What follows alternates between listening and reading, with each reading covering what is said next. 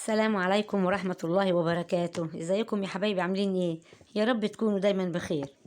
بما ان بقى ان السمك كتير في السوق وانواع كتيرة، فانا قلت ايه بقى نعمل مع بعض سمك دراك سنجاري بالخلطة الجميلة التحفة اللي يعني هتعجبكم، وبطريقة بسيطة جدا جدا. واللي بقى اول مرة يشوف القناة يدخل يشترك ويفعل الجرس عشان يوصل له كل جديد. ويلا بينا نسمي الله ونخش ونشوف المكونات والطريقة. انا جبت بقى ايه كيلو ونص سمك دراك. السمك الدراك دوت الجسم بتاعه ناعم ما فيهوش قشور، بس هو كل اللي بنعمله ايه ان احنا بنقطع الزعانف والديل، اللي هم دول اللي هم فيهم شوك يعني، والحتتين اللي عند الراس. وفتحته بقى ايه من بطنه، ده عادي عشان لحمه ضعيف ما بيتفتحش من ظهره، فتحته من بطنه. طلعت طبعا النخشوش زي ما انتوا شايفيني كده بالمصارين بتاعته كلها، وغسلته بقى غسلة كويسة جدا تحت الحنفية عشان طبعا الدم اللي فيه والحاجات دي كلها، لحد ما ينضف معاك. وبعد كده ايه لازم نقطع ايه الحتة اللي في البوز دي عشان فيها السنان اللي عاملة زي الشوك. فتحته بقى انا من بطنه زي ما انتوا شايفينه كده، ونضفته كويس جدا، وشلت بقى الشوك اللي هو برضو عند الراس من فوق دي كده، اللي هي حتة الصدر اللي عند الراس، عشان السمكية ايه تبقى معاكي جميلة كده نظيفة وحلوة قوي. زي ما انتوا شايفيني كده نضفته كويس جدا جدا.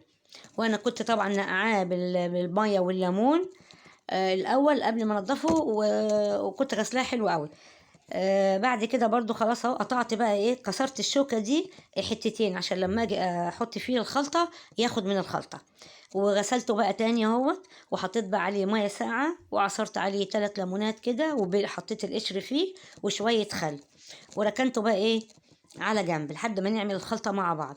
جبت طبعا بولة، جبت فيهم طماطمتين كبار متقطعين صغير رفيع، وبصلتين برضو كبار عشان انا جايبه كيلو ونص، وبصلتين كبار برضو كده متقطعين صغيرين جدا او مبشورين. وحطيت عليهم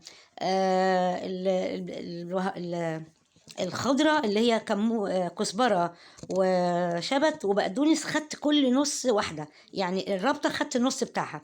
بعد كده بقى حطيت ايه براس توم برضو مفرومة ناعمة، ملح وفلفل اسمر، ومعلقة كمون بودر، ومعلقة كزبرة ناشفة، وربع معلقة جنزبيل، ربع معلقة عشان الجنزبيل ده حامي شوية، ونص معلقة قرفة، ومعلقة زعتر افركيها بقى بايديك كده بتدي ريحة خطيرة جدا للسمك وطعم حلو قوي. وحطيت كمان عليهم شوية زيت زي ما شايفة كده، يعني حط حبة زيت بالويم قيمة معلقتين كبار، ومعلقتين برضو كبار خل. هنقلب بقى كل المكونات دي عشان ايه كله يتجانس مع بعضه كده. والخلطة زي ما انت شايفاها كده ريحتها تحفة، عايزة اقول لك جميلة جدا جدا، يعني الريحة بتاعتها حكاية.